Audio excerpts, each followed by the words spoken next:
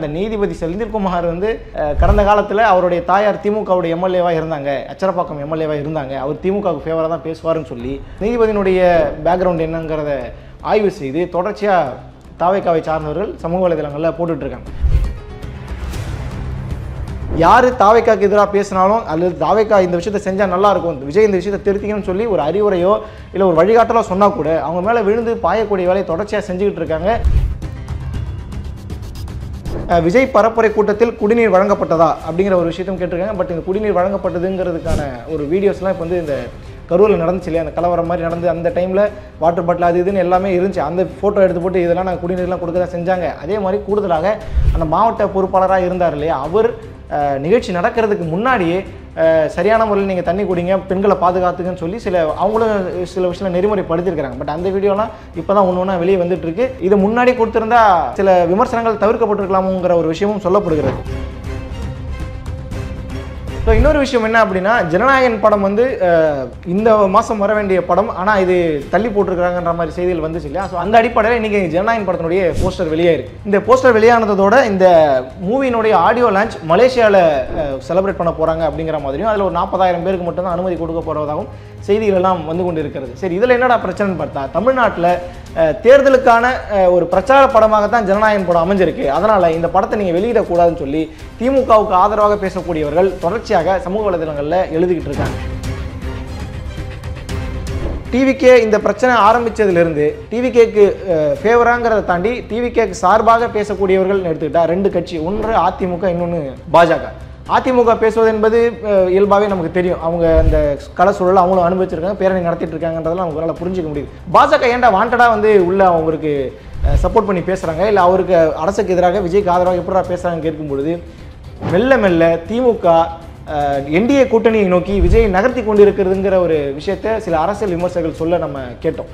ஏன்னா தொடர்ச்சியாக இப்போ நம்ம விமர்சிக்க ஆரம்பிக்கிறோம் அப்படிங்கிற பட்சத்தில் டோட்டலாகவே திமுகவுடைய கூட்டணிகள் எல்லாருமே களத்தில் இறங்கி அடிக்கும்பொழுது விஜய் இயல்பாக ஒரு இடத்தை தேடுவார். அந்த இடம் என்டிஏ கூட்டணியாகத்தான் இருக்கும். வேலை வேண்டுமா? ப்ளூ ஓஷன் இருக்கிறது. 10th 12th டிப்ளமோ டிகிரி படித்தவர்களுக்கு உணவு, தங்குமிடம், இஎஸ்ஐ, பிஎஃப் இன்சூரன்ஸ் உள்ளிட்ட சலுகைகளுடன் அனுபவத்திற்கேற்ற நல்ல சம்பளம் 15,000 முதல் 30,000 வரை. பெண்களுக்கு முன்னுரிமை. 2,000க்கும் மேற்பட்ட வேலை வாய்ப்புகள் உள்ளன. இப்போதே தொடர்பு கொள்ளுங்கள். Blue ocean. ஐத்தமிழ் நேயர்களுக்கு வணக்கம். கரூர் அந்த விவகாரம் இருக்குல்ல, 41 பேர் உயிரிழப்பு விவகாரம் தாவேக்காவுக்கு எதிராக மிகப்பெரிய அளவில் திரும்பி இருக்கிறது. ஒரு பக்கம் திமுகவின் அமைச்சர்கள், திமுக இருக்கக்கூடிய சமூக வலைதளங்கள் ஒரு பக்கம், இன்னொரு பக்கம் நாம் தமிழர் கட்சி இறங்கி வந்து செய்ன்னு செஞ்சுக்கிட்டு இருக்காங்க. சாட்டை துறைமுருகன், இடுமாடம் கார்த்திக் போன்றெல்லாம் தொடர்ச்சியாக பல்வேறு வீடியோக்கள் போட்டு அவங்களுடைய தரப்பு கருத்துக்களை பதிவு செஞ்சிட்ருக்காங்க. எப்படி பார்த்தாலும் அவர்களுக்கான இருப்பிடம் வந்து தாவேக்கா வந்தால் பிரச்சனையாகுங்கிற ஒரு காரணத்துக்காக ஒரு அரசியல் ரீதியாகவும் இதை அணுகி கொண்டு இருக்கிறார்கள்ன்றதும் கூடுதல் தகவல். சரி, நீதிமன்றம் இன்றைக்கி கிட்டத்தட்ட ஒரு 7 வழக்குகளை வந்து விசாரித்தாங்க. அந்த 7 வழக்குகளில் வந்து இழப்பீடு கோரப்பட்ட வழக்குகள், அதே போல் சிபிஐக்கு மாற்ற சொல்லிய வழக்குகள், பொதுக்கூட்டங்களுக்கான வழிகாட்டல்னு சொல்லி ஒரு 7 வழக்குகள் போடப்பட்டது. இந்த 7 வழக்குகளில் 4 வழக்குகள் தள்ளுபடி செய்யப்பட்டுடுச்சு. அதாவது சிபிஐக்கு மாற்றணும்னு சொன்ன வழக்குகள், அதே போல் அட்டாப்சி ரிப்போர்ட் சம்மந்தமான வழக்கு, காம்பன்சேஷனை வந்து நீங்கள் உயர்த்தணும்னு சொல்லி கேட்கப்பட்ட வழக்குன்னு சொல்லி 4 வழக்குகள் தள்ளப்பட்டது. ஆனாலும் தாவேக்காவுக்கு எதிராக கடுமையான கண்டனங்களை வந்து நீதிமன்றம் தெரிவிச்சிருக்காங்க. அதில் என்ன கண்டனங்கிறது நான் சுருக்கமாக சொல்லிடுறேன். குறிப்பாக ஃபஸ்ட் எடுத்தோடனே மிகப்பெரிய அளவில் ஒரு கட்சி தலைவரை பார்த்து சொல்லக்கூடாத ஒரு விஷயம் என்ன அப்படின்னா, உங்களுக்கு வந்து தலைவருக்கான தகுதியே இல்லை, உங்களுக்கு அந்த பண்பே இல்லைன்னு சொல்லுவாங்க இல்லையா, அந்த ஸ்டேட்மெண்ட்டை தான் ஹைலைட் பண்ணியிருக்கிறாங்க. விஜய்க்கு தலைமை பண்பே இல்லை அப்படிங்கிற ஒரு விஷயத்தை வந்து சொல்லியிருக்கிறாங்க. இப்போ வரைக்குமே ஏன் விஜய் மேலே நீங்கள் வழக்கு பதிவு செய்யலாங்கிற ஒரு கேள்வியையும் அவங்க கேட்டிருக்கிறாங்க. அதே போல் இது என்ன மாதிரியான கட்சி தான் இது அப்படிங்கிற மாதிரி ஒரு சகிச்சு கொள்ள முடியாத அளவுக்கு ஒருத்தனை கேட்போம்ல, என்ன தாண்டா இதுன்ற மாதிரி, அந்த மாதிரி ஒரு துணியில் வந்து நீதிபதி கேட்டிருக்கிறாரு. அதே போல் மேட் டிசாஸ்டர் அப்படிங்கிற, அதாவது மனித கரங்களால் ஏற்படுத்தப்பட்ட ஒரு பேரழிவு அப்படிங்கிற ஒரு ஸ்டேட்மெண்ட்டையும் நீதிமன்றம் கொடுத்திருக்கிறது.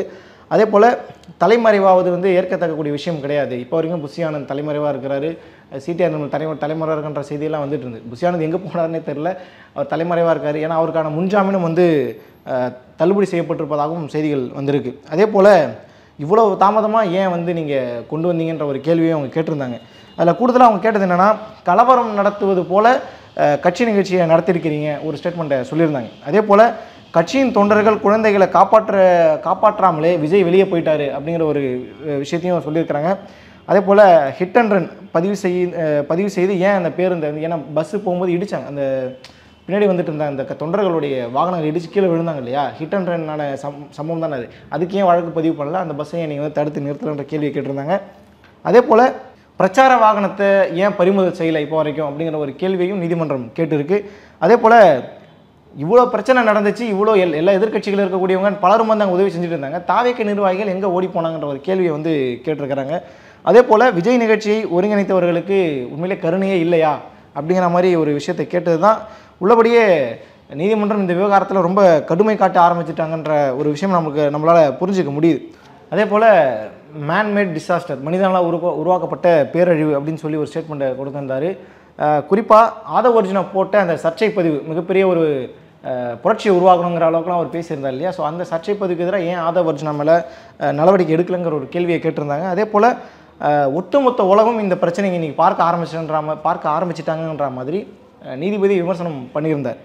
அதே போல் ஆதவ் அர்ஜுனா வந்து கைது செய்ய வேண்டும்னு நீதிமன்றம் உத்தரவு பிறப்பிச்சா தான் நீங்கள் கைது செய்வீங்களா, அவங்க மேலே வழக்கு போடுவீங்களான்ற கேள்வின்னு சொல்லி ஏகப்பட்ட கேள்வியை இந்த விவகாரத்தில் கேட்டு வச்சுருக்காங்க நீதிமன்றம். இதற்கெல்லாம் என்ன மாதிரி பதில் சொல்லியிருக்காங்க, அடுத்தடுத்து வழக்கு என்ன மாதிரி போக போகுது அப்படிங்கிறது மிகப்பெரிய அளவில் பரபரப்பாக எல்லோராலும் கூர்ந்து கவனிக்கக்கூடிய ஒரு விஷயமாக மாறி இருக்கிறது. சரி, இவ்வளோ விஷயங்கள் நீதிமன்றத்தில் இன்றைக்கி நடந்துச்சு. சில வழக்குகள் தள்ளுபடி, சில வழக்குகள் வந்து ஒத்திவைக்கப்பட்டிருக்கு, தீர்ப்பு ஒத்திவைக்கப்பட்டிருக்கு, புஷி ஆனந்த் எங்கே போனார்ன்றது தெரியலன்னு சொல்லி ஏகப்பட்ட விஷயங்கள் இது சுற்றி ஓடிட்டு இருக்கு. இப்போ என்ன அப்படின்னா, இந்த நீதிபதி செந்தில்குமார் வந்து கடந்த காலத்தில் அவருடைய தாயார் திமுகவுடைய எம்எல்ஏவாக இருந்தாங்க, அச்சரப்பாக்கம் எம்எல்ஏவாக இருந்தாங்க, அவர் திமுகவுக்கு ஃபேவராக தான் பேசுவார்னு சொல்லி நீதிபதியினுடைய பேக்ரவுண்ட் என்னங்கிறத ஆய்வு செய்து தொடர்ச்சியாக தாவேக்காவை சார்ந்தவர்கள் சமூக வலைதளங்களில் போட்டுட்ருக்காங்க. இப்படி ஒரு நீதிபதிக்கிட்ட போயிட்டு இந்த தீர்ப்பு எங்களால் எப்படி நியாயமான தீர்ப்பு எப்படி வாங்க முடியுன்ற மாதிரிலாம் ஒரு கேள்வி கேட்டுக்கிறாங்க. உள்ளபடியே இது தவிர்க்கப்பட வேண்டிய ஒரு விஷயம். ஒரு நீதிபதிங்கிறவர், இப்போ நான் ஒரு மீடியா பர்சனாக இருக்கேன்னா, நான் இந்த ஆஃபீஸ் விட்டு நான் வெளியே போயிட்டேன் அப்படின்னா நான் எந்த கட்சிக்கு சார்பாக இருக்கேன், யாருக்கு ஃபேவராக பேசிகிட்டு இருக்கேங்கிறதெல்லாம் செகண்டரி. அது என்னோட தனிப்பட்ட உரிமை, தனி உரிமை சார்ந்த விஷயம். இந்த சீட்டில் வந்து உட்காரும் பொழுது நான் என்ன பேசுகிறேன், மக்களுக்கான செய்தி எப்படி கொண்டு போய் சேர்க்கிறேன், எந்த ஒரு பயாஸ்டும் இல்லாமல் யாருக்கும் சாதகம் பாதகம் இல்லாமல் இந்த செய்தியை சேர்க்கிறோங்கிறது இல்லையா, இதுதான் விஷயம். ஒரு நீதிபதியின் அந்த சீட்டில் அவர் உட்காந்துட்டார் அப்படின்னா அவர் நடுநிலையாகத்தான் பேசுவார். எது நியாயமோ எது சரியோ அப்படி தான் பேசணும், அப்படி தான் பேசுவாங்க. ஸோ இதை நீங்கள் விமர்சனம் பண்ணுறதுங்கிறது இது ஒரு தவறான ஒரு முன்னுதாரணமாக தான் இது பார்க்கப்படுகிறது. தொடர்ச்சியாக யார் தாவேக்காக்கு எதிராக பேசினாலும் அல்லது தாவேக்கா இந்த விஷயத்தை செஞ்சால் நல்லாயிருக்கும், விஜய் இந்த விஷயத்தை திருத்திக்கணும்னு சொல்லி ஒரு அறிவுரையோ இல்லை ஒரு வழிகாட்டலோ சொன்னால் கூட அவங்க மேலே விழுந்து பாயக்கூடிய வேலையை தொடர்ச்சியாக செஞ்சுக்கிட்டு இருக்காங்க.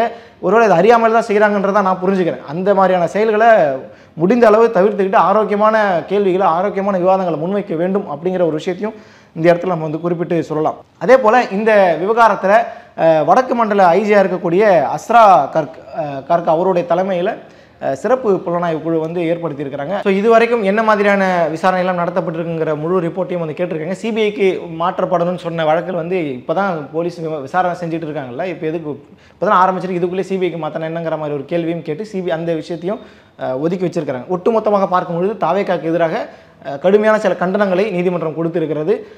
சில விஷயங்களை வந்து தாவேக்கா மட்டுமல்லாமல் பொதுவான எல்லா கட்சிகளுக்குமே வழிகாட்டு நெறிமுறைகளை உருவாக்கணும், சரியான முறையில் அவங்களை ஃபாலோ பண்ணணுன்ற மாதிரி பல விஷயங்களை வந்து சொல்லியிருக்கிறாங்க. அதெல்லாம் வந்து சில அரசு ஆதரவு ஊடகங்கள் வெளியே சொல்லலை. அதில் சில குறிப்பிட்ட விஷயங்கள் என்ன அப்படின்னா, இப்போ அரசுக்கு எதிராக கேட்கப்பட்ட சில கேள்விகள் இருக்குல்ல, தாவேக்கா பற்றி கேட்டுட்டாங்க, அந்த விஷயத்தை நம்ம அட்ரஸ் பண்ணிவிட்டோம். பட் அரசுக்கு எதிராக கேட்கப்பட்ட கேள்விகளை மெயின் ஸ்ட்ரீம் ஊடகங்களே பல ஊடகங்கள் இதை பற்றி விவாதிக்கலைன்றதான் இங்கே சமூக வலைதளங்களில் வைக்கக்கூடிய குற்றச்சாட்டு. அதில் குறிப்பாக வந்து மாநில நெடுஞ்சாலையில் எவ்வாறு நீங்கள் அனுமதி கொடுத்தீங்கன்ற ஒரு கேள்வியை நீதிமன்றம் கேட்டிருந்தது. அதே போல் விஜய் பரப்புரைக்கு அனுமதி கொடுத்ததற்கான கடிதம் எங்கே அப்படிங்கிற ஒரு கேள்வியை கேட்டிருக்காங்க. விஜய் பரப்புரை கூட்டத்தில் குடிநீர் வழங்கப்பட்டதா அப்படிங்கிற ஒரு விஷயத்தையும் கேட்டிருக்காங்க. பட் இந்த குடிநீர் வழங்கப்பட்டதுங்கிறதுக்கான ஒரு வீடியோஸ்லாம் இப்போ வந்து இந்த கரூரில் நடந்துச்சு இல்லையா, அந்த கலவரம் மாதிரி நடந்து அந்த டைமில் வாட்டர் பாட்டில் அது இதுன்னு எல்லாமே இருந்துச்சு. அந்த ஃபோட்டோ எடுத்து போட்டு இதெல்லாம் நாங்கள் குடிநீர்லாம் கொடுக்க தான் செஞ்சாங்க. அதே மாதிரி கூடுதலாக அந்த மாவட்ட பொறுப்பாளராக இருந்தார் இல்லையா, அவர் நிகழ்ச்சி நடக்கிறதுக்கு முன்னாடியே சரியான முறையில் நீங்கள் தண்ணி குடிங்க, பெண்களை பாதுகாத்துங்கன்னு சொல்லி அவங்களும் சில விஷயம் நெறிமுறைப்படுத்தியிருக்கிறாங்க. பட் அந்த வீடியோலாம் இப்போ தான் ஒன்று ஒன்றா வெளியே வந்துட்டுருக்கு. இது முன்னாடி கொடுத்துருந்தா சில விமர்சனங்கள் தவிர்க்கப்பட்டிருக்கலாமுங்கிற ஒரு விஷயமும் சொல்லப்படுகிறது. அதே போல் குடிநீர் சுகாதார வசதிகளை சட்டம் ஒழுங்கு காவலர்கள் கண்காணித்தார்களா, பொதுமக்களின் உயிரை பாதுகாக்க வேண்டியது காவல்துறை அப்படிங்கிற ஒரு விஷயத்தை குறிப்பிட்டிருக்காங்க. உயர்நீதிமன்ற மதுரை கிளையில் சமூக ஆர்வலர்கள் உள்ளிட்ட 7 பேர் தாக்கல் செய்த பொதுநல வழக்குன்னு சொல்லணும் இல்லையா, அது சில வழக்குகள் தள்ளுபடி செய்யப்படும். அதில் இந்த மாதிரியான விஷயங்களுக்கும் கேள்விகளாக கேட்கப்பட்டிருக்கு. இதுவும் இதற்கு பதில் சொல்ல வேண்டிய பொறுப்பு காவல்துறைக்கும் தமிழ்நாடு அரசுக்கும் இருக்குது. அதே போல் யாருமே இந்த கூட்டத்துக்கு மக்களை கட்டாயப்படுத்தி வர சொல்லலை அப்படிங்கிற விஷயத்த சொல்லியிருந்தாங்க. அதை சொன்னதோடு சேர்த்து குடிமக்கள் எந்த கட்சியை சேர்ந்தவராக கூட இருக்கலாம், எந்த கட்சியாக இருந்தாலும் பொதுமக்களுக்கு பாதுகாப்பு அளிப்பது கடமை. அரசின் பாதுகாப்பு அமைப்பு முறையாக செயல்பட வேண்டும். பொதுமக்களின் உயிரை பாதுகாப்பது அரசின் கடமை. கூட்டத்திற்கு வந்தவர்களுக்கு குடிநீர், கழிப்பறை போன்ற அடிப்படை வசதிகள் செய்து தருவது அவசியம். அதாவது அரசினுடைய தரப்புல இருந்து செய்ய வேண்டியது அவசியம்ங்கிற மாதிரி சொல்லியிருக்கிறேன். இதே மாதிரியான முக்கியமான சில வழிகாட்டல்களை பொதுவாக எல்லா கட்சிகளுக்குமே கொடுத்துருக்குறாங்க. ஸோ இப்படி இன்று நடைபெற்ற இந்த விசாரணையினுடைய ஒட்டுமொத்த சாராம்சம் நம்ம பேசின இந்த ஒரு தாவேக்காவுக்கு எதிராக நீதிமன்றம் சொன்ன அந்த கண்டனங்கள், அறிவுரைகள் சொல்ல ஒரு 10 பாயிண்ட், இதில் ஒரு 5-6 பாயிண்ட் சொல்லி இந்த ஒரு 15-20 பாயிண்ட்டுக்குள்ளே ஒட்டுமொத்த தீர்ப்பும் வந்து அடங்கியிருக்கு. இதனுடைய விசாரணை அடுத்தடுத்த கட்டங்களில் நகரும். அந்த நகரத்துக்குள்ளேயே நீதிபதியினுடைய அந்த நீதியின் மீது, அவர் சொன்ன அந்த தீர்ப்பின் மீது இன்றைக்கி ஒரு மிகப்பெரிய கேள்வி எழுப்பியிருக்கிறாங்க தாவேக்காவினர். ஸோ இது ஒரு பக்கம் இருந்துகிட்டு இருக்கு. ஸோ இன்னொரு விஷயம் என்ன அப்படின்னா, ஜனநாயகன் படம் வந்து இந்த மாதம் வர வேண்டிய படம், ஆனால் இது தள்ளி போட்டிருக்கிறாங்கன்ற மாதிரி செய்திகள் வந்துச்சு இல்லையா? ஸோ அந்த அடிப்படையில் இன்றைக்கி ஜனநாயகன் படத்தினுடைய போஸ்டர் வெளியாயிருக்கு. இந்த போஸ்டர் வெளியானதோட இந்த மூவியினுடைய ஆடியோ லான்ச் மலேசியாவில் செலிப்ரேட் பண்ண போகிறாங்க அப்படிங்கிற மாதிரியும், அதில் ஒரு 40,000 பேருக்கு மட்டும்தான் அனுமதி கொடுக்க போகிறதாகவும் செய்திகள் எல்லாம் வந்து கொண்டு இருக்கிறது. சரி, இதில் என்னடா பிரச்சனைன்னு பார்த்தா, தமிழ்நாட்டில் தேர்தலுக்கான ஒரு பிரச்சார படமாகத்தான் ஜனநாயகன் படம் அமைஞ்சிருக்கு. அதனால் இந்த படத்தை நீங்கள் வெளியிடக்கூடாதுன்னு சொல்லி திமுகவுக்கு ஆதரவாக பேசக்கூடியவர்கள் தொடர்ச்சியாக சமூக வலைதளங்களில் எழுதிக்கிட்டு இருக்காங்க. அதுக்கு என்ன காரணம் அப்படின்னா, தேர்தல் பரப்புரையில் ஏற்கனவே விஜய் வந்து கரூருக்கு போயிட்டு வந்தது மிகப்பெரிய அளவில் கலவர பூமியாக மாற்றிட்டு வந்துட்டார். நீங்கள் ஜனநாயகன் படத்தை நீங்கள் வெளியிட்டீங்கன்னு சொன்னால் அதுவும் மிகப்பெரிய அளவில் அதுவும் தேர்தல் பிரச்சார படத்தை அந்த டைமில் வெளியிடுவது என்பது அது முறை சரியாக இருக்காதுங்கிற மாதிரி அது என்ன இதில் என்ன பெரிய அவங்க பிழையை கண்டுட்டாங்கன்னு நமக்கு தெரியல. பட் இந்த ஒரு கருத்தை வந்து வெளியே வச்சு சேவியர் மாதிரியான முக்கிய பேச்சாளர்கள், திமுகவுக்கு ஆதரவாக பேசக்கூடியவங்களாம் எழுதிக்கிட்டு இருக்காங்க. ஜனநாயகம் படத்தை நீங்கள் இப்போதைக்கு நீங்கள் வெளியிடக்கூடாது, தேர்தல் முடிஞ்ச பிறகு நீங்கள் வெளியிடுங்கன்ற மாதிரி சொல்லிதாங்க. ஸோ இவங்கள செட் பண்ண அந்த மூவியை செட் பண்ணியிருப்பது எலெக்ஷனுக்காக தான் செட் பண்ணியிருப்பாங்க. ஏன்னா பராசக்தியில் ஆரம்பித்து பல படங்கள் தேர்தல் சம்மந்தப்பட்ட படங்களாக இருந்திருக்குன்னு நமக்கு நல்லாவே தெரியும். ஸோ அந்த அடிப்படையில் விஜய் ஒரு விஷயத்தை வடிவமைச்சா அதையெல்லாம் ஒழிக்கணும், அந்த திட்டத்தையே அடித்து நொறுக்கணுங்கிற அளவில் ஜனநாயகம் படத்தை இப்போ வெளியிடக்கூடாதுங்கிற ஒரு டோனுக்கு இப்போ கொண்டு போயிட்டு இருக்காங்க. அரசியல் ரீதியாகவும் அவருக்கு எதிராக மிகப்பெரிய அளவில் இங்கே வேலைகள் நடந்து கொண்டு இருக்கிறது. அதே போல் அவருடைய கடைசி படம்னு சொல்கிறாரு. ஸோ அந்த விஷயத்தையும் கொண்டு வந்தாங்க. ஏன்னா அந்த படம் வெளியே வந்துச்சுன்னா மக்களுக்கு வந்து ஒரு சிம்பத்தி கிரியேட் ஆகும், ஒரு பொலிட்டிக்கல் சிம்பத்தி கிரியேட் ஆகும். ஸோ அது தாவேக்காவுக்கு சாதகமாக அமைஞ்சிடும்ங்கிற காரணத்துக்காக சொல்கிறாங்களா அல்லது வழக்கமான எதிர்ப்பாங்கிறது தெரியல. ஜனநாயகன் படத்துக்கு எதிராகவும் இன்றைக்கி வந்து மிகப்பெரிய அளவில் ஒரு பேசக்கூடிய ஒரு சூழலும் உருவாகி இருக்கு. இது வந்து இரண்டாவது விஷயம். இன்னும் ஒரு 2 விஷயம் முக்கியமான விஷயம் இருக்குது. அதில் ஒன்று என்ன அப்படின்னா, கரூரில் நம்ம விசாரித்தோம். இன்றைக்கி நம்ம பேசும்பொழுது கரூரில் இருக்கக்கூடிய சில நண்பர்கள்ட்ட பேசும்பொழுது அங்கே என்ன சூழல் இருக்குதுன்னு நம்ம விசாரிக்கும் பொழுது அங்கே என்ன சொல்கிறாங்க அப்படின்னா, கரூரில் கிட்டத்தட்ட ஒரு 5 பேர்கிட்ட நீங்கள் கேட்டிங்கன்னா அதில் 5ல் 4 பேர் கரூரில் விஜய்க்கு ஆதரவாக தான் அங்கே மக்கள் இருக்கிறாங்கன்ற ஒரு விஷயத்த சொல்லியிருந்தாங்க. இந்த சம்பவம் வேலுச்சாமிபுரம்ங்கிறது 28வது வார்டுக்குள்ளே வருது. ஸோ அந்த வார்டில் போய் நாங்கள் விசாரித்தா கூட அந்த வார்டை ஒட்டி இருக்கக்கூடிய 2-3 வார்டுங்க கிட்டத்தட்ட கிறிஸ்தவ சமய சார்ந்த நண்பர்கள் அந்த மக்களுடைய பகுதி அப்படிங்கிறதுனால அங்கே விஜய் அவர்களுக்கு வாக்கு செலுத்துவதில்லையோ, இந்த சம்பவத்தில் விஜய் அவர்கள் மீதான அதிருப்தி இருக்கான்னு கேட்டால் அதிருப்தி இல்லை. செந்தில் பாலாஜி மீதாகவும் திமுக மீதாகவும் தான் அவங்களுடைய அதிருப்தி இருக்குங்கிற ஒரு விஷயத்த சொல்லியிருந்தாங்க. உள்ளபடி அது ஆச்சரியமாக இருந்தது. ஏன்னா இந்த சம்பவத்தை வச்சு இன்றைக்கி எல்லா கட்சிகளுமே விஜய் அவர்களை விமர்சனம் பண்ணுவதோட விஜய் அவர்களை கைது செய்யப்படணும், கட்சியை முடக்கணும், இப்படி பண்ணணும், அப்படி பண்ணுற நிறைய விஷயங்களை பேசிகிட்டு இருக்காங்க. ஆனால் மக்கள் ஃபீல்டில் போய் பார்க்கும் பொழுது கிட்டத்தட்ட நம்ம நேற்றைய கூட அந்த காலையில் சொல்லும்பொழுது நம்ம பேசும்பொழுது கூட மக்கள் விஜய்க்கு ஆதரவான கருத்தை தான் சொல்லிட்டு இருக்காங்க. ஏன்னா கடந்த காலத்தில் அவங்க பார்த்த விஷயங்களுக்கு அவங்க கவனித்த விஷயங்கள்லாம் வச்சு அவங்க ஒரு கால்குலேஷன் பண்ணியிருக்கிறாங்க போல. ஸோ எது பண்ணாலும் அரசு கவர்மெண்ட்டுக்கு தெரியாதா, திமுக அரசு தெரியாதாங்கிற மாதிரி அவங்களுக்கு தெரியாமல் நடந்திருக்குன்ற மாதிரி ஒரு கால்குலேஷன் பண்ணி அப்படி சொல்கிறாங்களான்றது தெரியல. ஆனால் கரூரில் நம்ம கேட்ட வரைக்கும் கரூரில் இது உறுதிப்படுத்தப்பட்ட தகவல். கரூரில் மக்கள் விஜய்க்கு ஆதரவாக இருக்கிறாங்க. திமுக மீதான அதிருப்தி அவங்ககிட்ட இன்னும் இருந்துகிட்டே தான் இருக்குங்கிற மாதிரியான ஒரு செய்தியும் சொல்லப்படுகிறது. சம்பவம் நடந்த அன்னைக்கு அந்த லோக்கலில் இருக்கக்கூடிய மக்கள் அங்கே என்ன சொல்லியிருக்காங்க அப்படின்னா, அந்த பகுதியில் போலீஸே இல்லை அப்படிங்கிற மாதிரி ஒரு காரணத்தையும் சொல்லியிருந்தாங்க. இதுவும் ஆய்வுக்கு உட்படுத்தப்பட வேண்டிய ஒரு விஷயம். இது வந்து திமுக செய்யக்கூடிய பிரச்சாரமோ இன்றைக்கி இந்த நீதிமன்றத்தினுடைய இந்த கண்டனங்களோ இதையெல்லாம் மக்கள்கிட்ட கொண்டு போய் ரீச் ஆன பிறகு இந்த கருத்து மாறலையாங்கிறதால நம்ம பொறுத்து இருந்து தான் பார்க்கணும். இது ஒரு முக்கியமான விஷயம். இன்னொரு முக்கியமான விஷயம் என்ன அப்படின்னா, டிவிகே இந்த பிரச்சனை ஆரம்பித்ததுலேருந்து டிவிகேக்கு ஃபேவராங்கிறத தாண்டி டிவிகேக்கு சார்பாக பேசக்கூடியவர்கள் எடுத்துக்கிட்டால் 2 கட்சி, ஒன்று அதிமுக, இன்னொன்று பாஜக. அதிமுக பேசுவது என்பது இயல்பாகவே நமக்கு தெரியும். அவங்க அந்த கள சூழலை அவங்களும் அனுபவிச்சிருக்காங்க, பேரணி நடத்திட்டு இருக்காங்கன்றதெல்லாம் நமக்கு நல்லா புரிஞ்சிக்க முடியுது. பாஜக ஏன்டா வாண்டடாக வந்து உள்ள அவங்களுக்கு சப்போர்ட் பண்ணி பேசுகிறாங்க, இல்லை அவருக்கு அரசுக்கு எதிராக விஜய்க்கு ஆதரவாக எப்படா பேசுகிறாங்கன்னு கேட்கும் பொழுது மெல்ல மெல்ல திமுக என்டிஏ கூட்டணியை நோக்கி விஜய் நகர்த்தி கொண்டிருக்கிறதுங்கிற ஒரு விஷயத்தை சில அரசியல் விமர்சகர்கள் சொல்ல நம்ம கேட்டோம். ஏன்னா தொடர்ச்சியாக இப்போ நம்ம விமர்சிக்க ஆரம்பிக்கிறோம் அப்படிங்கிற பட்சத்தில் டோட்டலாகவே திமுகவுடைய கூட்டணிகள் எல்லாருமே களத்தில் இறங்கி அடிக்கும்பொழுது விஜய் இயல்பாக ஒரு இடத்தை தேடுவார். அந்த இடம் என்டிஏ கூட்டணியாக தான் இருக்கும். ஏன்னா திமுக அப்படி இல்லைன்னா அதிமுகங்கிறதான தமிழக நீரோட்டமே. அப்படி இருக்கும்பொழுது அதிமுக கூட்டணியில் இருக்கக்கூடிய பாஜக இப்படிங்கிற ஒரு டீமோடு அவர் சேருவார். அந்த சேர்க்கக்கூடிய வேலை தான் தொடர்ச்சியாக திமுக செஞ்சுக்கிட்டு இருக்குங்கிற மாதிரி ஒரு விஷயம் சொல்லப்பட்டாலும் தாவேகா தரப்பில் இதை பற்றி நம்ம பேசும்பொழுது நாங்கள் காங்கிரஸை நோக்கி நகர்ந்துகிட்டு இருக்கோம் அப்படிங்கிற மாதிரி ஒரு விஷயத்த சொல்கிறேன். ஏன் ராகுல் காந்தி இந்த பிரச்சனை வெடித்து வெளியே வந்துட்டு இருக்கும்பொழுது ராகுல் காந்தி கிட்டத்தட்ட ஒரு 10 நிமிஷம் பேசியதாக விஜயோடு பேசியதாகலாம் செய்திகள் வந்தது. அமித்ஷாவும் பேசியிருப்பதாகவும் செய்திகள் வந்தது. ஸோ விஜய் இயல்பாகவே அவர் நம்ம ஏற்கனவே பல வீடியோக்கள் நம்ம சொல்லிட்டோம் ராகுல் காந்தியோட எந்த அளவுக்கு நெருங்கி தொடர்பில் இருக்காருன்னு சொல்லி. ஸோ அந்த அடிப்படையில் பார்க்கும் பொழுது விஜய் காங்கிரஸை நோக்கி நகர தான் அவர் செய்வார். ஏன்னா கொள்கை எதிரின்னு சொல்லி பிரகடனப்படுத்தின ஒரு கட்சியோட கூட்டணிக்கு போனால் தங்களுடைய நம்பகத்தன்மை கிரெடிபிலிட்டி அடிவாங்குன்ற ஒரு விஷயம் விஜய்க்கு நல்லாவே தெரிஞ்சிருக்கு. அந்த அடிப்படையில் இனி வரக்கூடிய காலங்கள் அப்படிங்கிறது தாவேகா காங்கிரஸ் இந்த கூட்டணியோடு சேர்ந்து பயணிக்கக்கூடிய ஒரு சூழல் உருவாகலாம். காங்கிரஸை நோக்கி நகர்ந்து கொண்டு இருக்கிறது தாவேகா கூட்டணிங்கிற ஒரு புள்ளியில் அப்படிங்கிற மாதிரி சில விஷயங்களும் சொல்லப்படுகிறது. இதில் வந்து சிஎம்க்கு லெட்டர்லாம் வாண்டடாக எழுதுறாங்க. அனுராக் தாக்கூர் இப்போ அந்த வந்தாங்க இல்லையா 8 எம்பிக்கள் ஆய்வுக்குழு வந்துச்சு இல்லையா, அவங்க எழுதுறாங்க.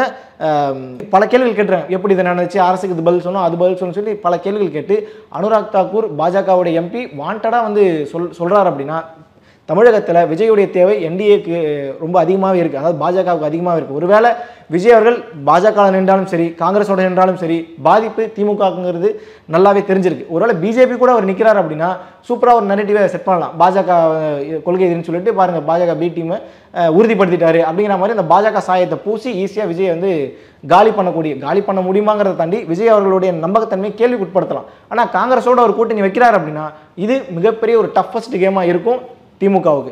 ஸோ திமுக இப்போலேருந்தே இவங்களை வந்து என்டிஏ பக்கம் தள்ள ஆரம்பிச்சாங்கன்னா அவங்களோட தேர்தல் பிரச்சாரத்தில் விஜயை ஈஸியாக பாஜக பி டீம் பாஜகவே அவங்க தான் ஆர்எஸ்எஸ் தான் இயக்கிட்டு இருக்குன்ற இந்த விமர்சனம் இருக்குல்ல, இந்த விமர்சனத்துக்கு உயிர் கொடுக்கக்கூடிய வேலையை ஈஸியாக செஞ்சு முடிச்சலன்னா அதனால் நாங்கள் என்டிஏ பக்கம் தள்ளுறோங்கிற மாதிரி ஒரு விஷயத்தை செஞ்சுக்கிட்டு இருக்காங்க. விஜய் இதில் இருந்தாலும் எப்படி நீந்தி வெளியே வந்து இந்த பிரச்சனையிலிருந்து ஒரு தீர்வை கொண்டு வந்து மக்கள்கிட்ட எப்படி போய் அவர் சந்திக்க போகிறாரு அப்படிங்கிற பல விஷயங்கள் மிகப்பெரிய கேள்விக்குறியாக இருக்குது. அதையெல்லாம் தொடர்ந்து என்ன நடக்குதுங்கிறத பொறுத்து நம்ம பார்க்கலாம். நன்றி.